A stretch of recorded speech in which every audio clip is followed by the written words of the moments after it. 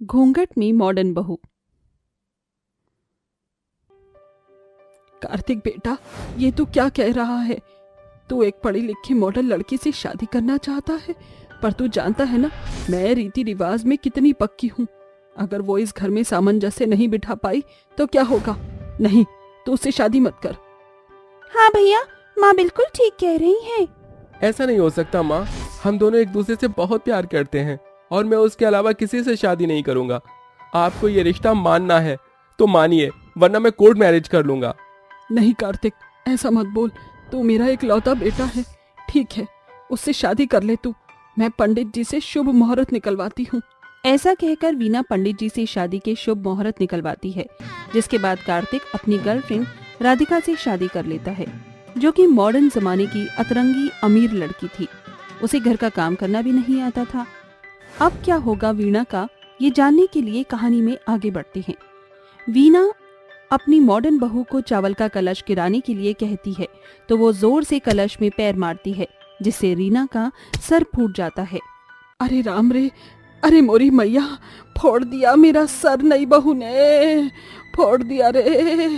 माँ, माँ उठिए, आप ठीक तो है ना? अरे राधिका, धीरे से करना था ये। उप्स, सॉरी माँ जी, मैंने जानबूझकर नहीं किया। कोई बात नहीं बहू, तू घर में आ जा, गृह प्रवेश हो गया। देख लिया माँ, मॉडल भाभी का अंदाज, बेसिक चीज भी नहीं पता इन्हें तो। ओ गॉड, गर्मी लग रही है। मुझसे ये लहंगा अब और नहीं पहना जा रहा है, मुझे उतारना पड़ेगा यहीं। भाभी, भाभी इतनी भी क्या गर्मी है कि आप यहीं पर उतार दो, थोड़ा ठहर जाओ। मुझसे बर्दाश्त नहीं हो रहा है, ऊपर से ये घूंघट वूंघट। ये कहते ही राधिका अपनी सर की चुन्नी हटाकर लहंगा उतार देती है, जिसके अंदर उसने शॉर्ट डेनिम पहनी थी। ये रूप देखकर घर के सभी लोग आश्चर्यचकित हो जाते हैं। वाओ, अब मुझे फ्री महसूस हो रहा है। हे अम्बे माँ, बहू ये तूने क्या किया? घर का दरवाजा बंद कर, कहीं कोई लोग देख न ले बाहर से नई बहू के अवतार को। बहू, ये तूने क्या कपड़े पहने हैं? माँ इट्स ओके, अब आप आदत डाल लो। राधिका तो ऐसे ही रहती है, ज्यादातर मॉडर्न है ना, वो थोड़ी सी। नहीं भैया, मुझे तो भाभी बहुत ज्यादा मॉडर्न लग रही हैं। अच्छा, अब हम अपने रूम में चलते हैं। चलो कार्तिक डार्लिंग, मुझे अपनी बाहों में ले जाओगे ना रूम तक? तुमने प्रॉमिस किया था। हाँ जान। फिर कार्तिक उसे अपनी बाहों में उठाकर रूम तक ले जाता है। ये देखकर अवनी और वीणा अपने सर पर हाथ रख लेती हैं। कमरे में जाकर राधिका अपनी ज्वेलरी को इधर उधर फेंक देती है और सो जाती है। अगले दिन वो बहुत देर तक सोती है। राधिका उठ भी जाओ, आज तुम्हारा ससुराल में पहला दिन है और पहली रसोई भी बनानी होगी। अरे मुझे सोने दो तुम, बहुत नींद आ रही है। जब तक मेरे लिए बेडशीट बनाकर नहीं लाओगे तब तक मैं उठ नहीं पाऊंगी, यू नो ना। ठीक है, ऑफिस के लिए लेट हो रहा है, माँ से भिजवा देता हूँ।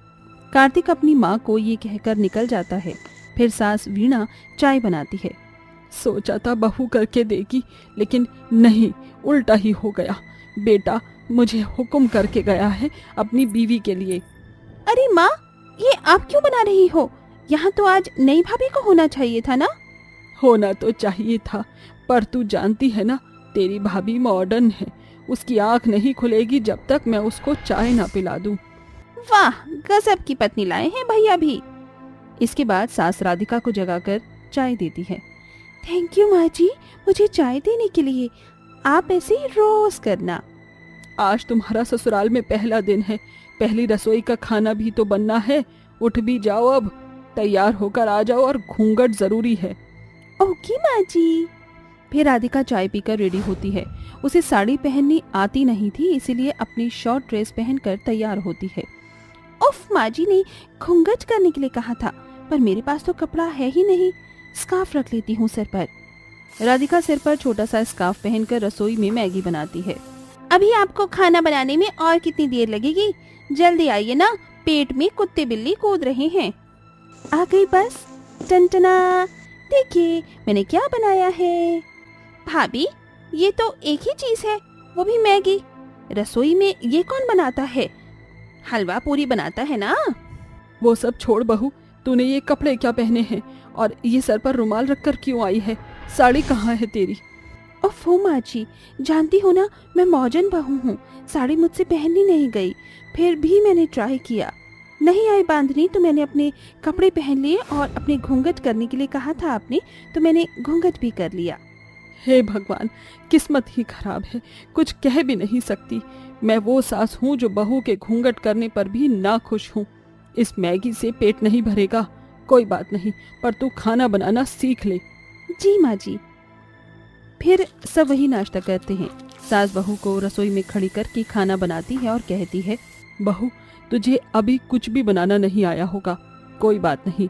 खैर, अभी मेहमान आने वाले हैं, उनके सामने ये सब खाना परोस कर अच्छे से लाना, घूंघट में साड़ी पहनकर, कोई गड़बड़ मत करना बहू। जी माँ जी। कुछ देर बाद वीना की दो बहनें शर्मिला और शिल्पा आती हैं। अरे वीना, कहाँ है तेरी बहू, जरा बुला कर ला। हाँ हाँ राधिका बहू, जरा चाय नाश्ता खाना लेकर आओ, तुम्हारी मौसी तुमसे मिलना चाहती है। तभी ठुमक ठुमक कर राधिका हाथ में नाश्ता लिए आती है। उसके अतरंगी कपड़े देखकर उसकी दोनों बहनें हैरान रह जाती हैं। अरे वीना, ये क्या, तेरी बहू ने कैसे कपड़े पहने हैं? अच्छा, मॉडर्न बहू है। नमस्ते मौसी जी, मॉडर्न ही नहीं संस्कारी भी हूँ, देखिए ना घूंघट डाल कर आई हूँ। ओहो, और लाओ मॉडर्न बहू, जितनी खुली हुई सोच की होती है उतनी ही छोटे कपड़े होते हैं इन मॉडर्न बहू के। बहू, मैंने कहा था ना साड़ी पहन ले, फिर भी ध्यान नहीं रहा माँ जी। अच्छा बहू, तो संस्कारी भी है ना, तो कुछ नाच गा कर दिखा। जी बिल्कुल। आई चिकनी चमेली चुपके अकेली पौवा चढ़ा के आई, आई चिकनी चमेली चुपके अकेली पौवा चढ़ा के आई। राम राम राम राम राम, घोर कलयुग आ गया। बहू, ये तो कैसा डांस कर रही है? अरे तुझे कुछ सांस्कृतिक करके दिखाना था, बड़ी बेकार है तेरी बहू बिना। सच कहूँ तो मॉडर्न बहू के नाम पर तू किसी कार्टून को ले आई है, खाना बनाना भी नहीं आता होगा। हाँ, खाना खाते ही पता चल गया वीणा ने बनाया है। तो क्या हुआ बहन, मेरी बहू ने कम से कम मेरे साथ कुछ दुर्व्यवहार तो नहीं किया ना, जैसे तुम्हारी बहुएं करती हैं। हाँ, माना बहू थोड़ी फैशनेबल है, लेकिन धीरे धीरे सिखाऊंगी तो इसे सब कुछ आ जाएगा। ये सुनकर राधिका रोने लगती है। अरे बहू, तू रो क्यों रही है, मैंने तो तेरा साथ दिया है। वो बात नहीं है माँ जी, लेकिन मेरी वजह से आपको इतना सुनना पड़ रहा है, मुझे अच्छा नहीं लगा। मैं बहुत बुरी हूँ, मैं एक अच्छी बहू नहीं बन पाई। मुझे तो घूंघट करना भी ठीक से नहीं आता, बस स्कार्फ रख लिया सिर पर, और खाना बनाना भी नहीं आता है। मुझे माफ कर दीजिएगा माँ जी।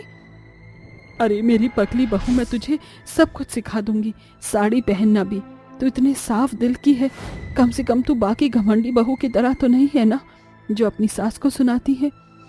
राधिका, तुम सच में प्यारी बहू हो, हमें माफ कर दो, हमने तुम्हें ऐसा कहा। ये लो तुम्हारा शगुन। थैंक यू मौसी जी। फिर दोनों वीणा की बहनें आशीर्वाद देकर चली जाती हैं। अगले दिन से राधिका मॉडर्न कपड़े छोड़कर संस्कारी बहू की तरह साड़ी और घूंघट में आती है और सबको अपने हाथ का चाय नाश्ता बनाकर खिलाती है। इस तरह धीरे धीरे वीणा उसे घर के सारे काम सिखा देती है और सब खुशी खुशी रहने लगते हैं। भावना के लिए आज उसकी जिंदगी का सबसे बड़ा दिन होता है, क्योंकि आज उसकी शादी होती है। भावना का अपनी शादी से खुश होने का सबसे बड़ा कारण था कि भावना एक बौनी लड़की होती है। भावना के बौनेपन की वजह से हर कोई भावना से शादी करने के लिए मना कर देता है, लेकिन इस बार ऐसा नहीं था। भावना शादी के बाद अपने ससुराल आती है। आज तक लोगों ने मुझे मेरे बौनेपन की वजह से काफी परेशान किया है, मेरा मजाक उड़ाया है, बस ये सब मेरे साथ यहाँ पर ना हो। क्या हुआ, क्या सोच रही हो? कुछ नहीं माँ जी, वो थोड़ी थकान हो गई है ना, इसलिए। शादी के घर में तो बहू हर किसी को थकान होती ही है। रोशन बेटा, भावना बहू को कमरे में ले जाओ और जाकर तुम दोनों आराम कर लो। जिसके बाद रोशन अपनी पत्नी भावना को कमरे में लेकर चला जाता है। आपसे एक बात पूछूं? हाँ पूछो, क्या पूछना है तुम्हें? आप इतने हैंडसम हो और आपकी हाइट भी अच्छी है, और आपके घर में सभी की ही हाइट अच्छी है, लेकिन इसके बावजूद भी आप लोगों ने मेरे साथ रिश्ता क्यों जोड़ा? मैं तो आप लोगों की कमर तक भी नहीं आती हूँ। तो क्या हुआ भावना, क्या बोने छोटे लोग इंसान नहीं होते? उन्हें क्या इस समाज में रहने का हक नहीं है? बाकी लोगों की तरह क्या वो खुशी नहीं पा सकते? मुझे और मेरे परिवार को इन सब चीजों से कोई फर्क नहीं पड़ता है। मेरे परिवार को एक संस्कारी और गुणकारी बहू चाहिए थी, और मुझे एक बहुत अच्छी पत्नी जो तुम हो। तो इन सब चीजों के बारे में सोचना बंद करो। अपने पति के मुंह से ये सभी बातें सुनकर भावना बहुत खुश होती है।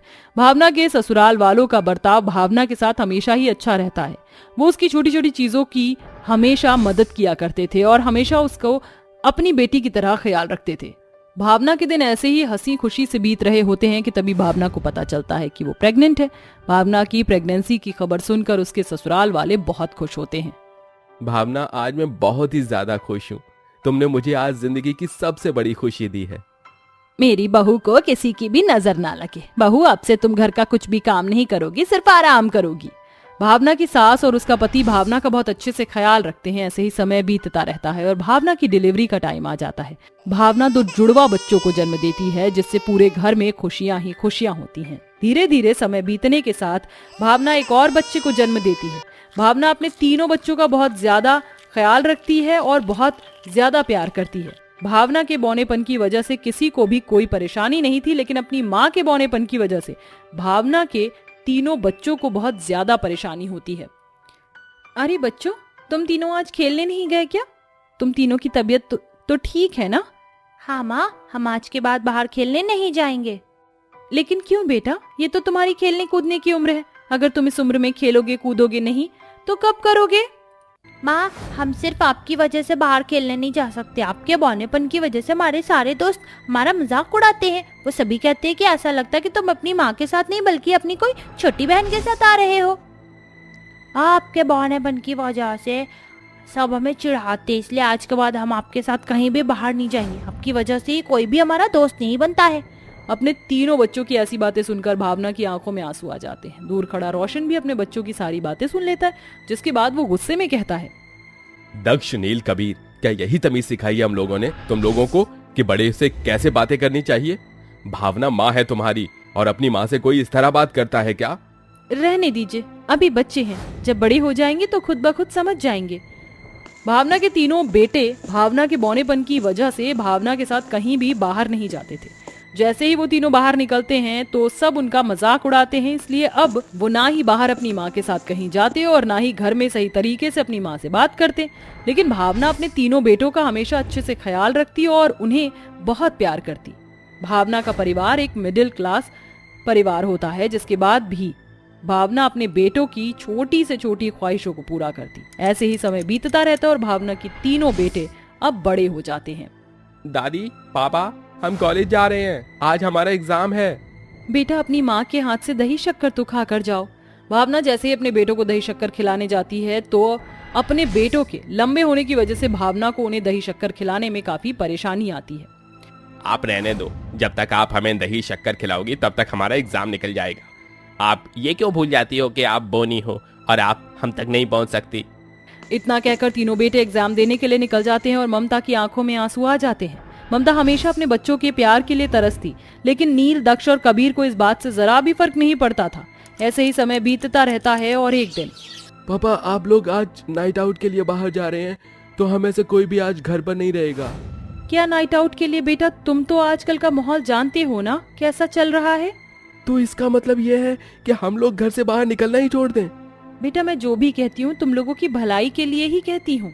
माँ, हमारी भलाई करना छोड़ो, आपको इसकी कोई जरूरत नहीं है, हम खुद अपना देख सकते हैं। और हाँ पापा, मैंने आपकी गाड़ी की चाबी ले ली है तो हम आपकी गाड़ी लेकर जा रहे हैं। लेकिन तुम लोगों को अभी ठीक से ड्राइविंग नहीं आती है, तुम लोग गाड़ी कैसे चलाओगे? मेरी बात मानो, तुम लोग गाड़ी लेकर मत जाओ। तो आप क्या चाहते हैं, हम नाइट आउट पर पैदल जाएं? हमारे फ्रेंड्स अपनी अपनी गाड़ी लेकर आ रहे हैं। इस मिडिल क्लास फैमिली ने हमें आज तक दिया ही क्या है? आपने तो हमें आज तक एक एक बाइक भी नहीं दिलाई और अब आप अपनी गाड़ी देने से भी हमें मना कर रहे हो। क्या इस घर पर हमारा कोई हक नहीं है? नहीं बेटा, ये पूरा का पूरा घर तुम्हारा ही है, यहाँ की हर एक चीज पर तुम्हारा पूरा हक है। लेकिन हम जो कह रहे हैं वो तुम्हारी सेफ्टी के लिए कह रहे हैं, ताकि कल को तुम्हें कोई प्रॉब्लम ना हो।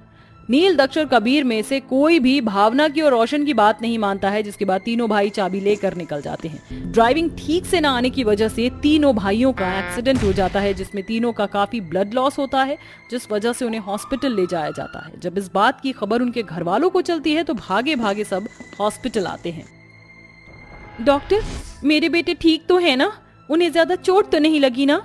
देखिए, उनका काफी ब्लड लॉस हुआ है, उन्हें ब्लड की बहुत जरूरत है और फिलहाल उनका ब्लड ग्रुप का ब्लड हमारे पास अभी अवेलेबल नहीं है। अगर आप में से किसी का भी ब्लड ग्रुप ए है तो आप लोगों में वो उन्हें ब्लड दे सकते हैं, जिससे उनकी जान बच सकती है। ये सुनते ही भावना जल्दी से डॉक्टर को अपना ब्लड लेने के लिए कहती है, क्योंकि भावना का ब्लड ग्रुप ए होता है। भावना अपने तीनों बेटों को ब्लड डोनेट करती है, जिस वजह से भावना के शरीर में काफी कमजोरी आ जाती है। जब तीनों बेटों को इस बारे में पता चलता है तो उन तीनों को अपनी गलती का एहसास होता है और वो भावना से माफी मांगते हैं। माँ, हमने आज तक आपके बोनेपन की वजह से आपको नापसंद किया, लेकिन फिर भी आज आपने हमारी जान बचाई, हमें माफ कर दो।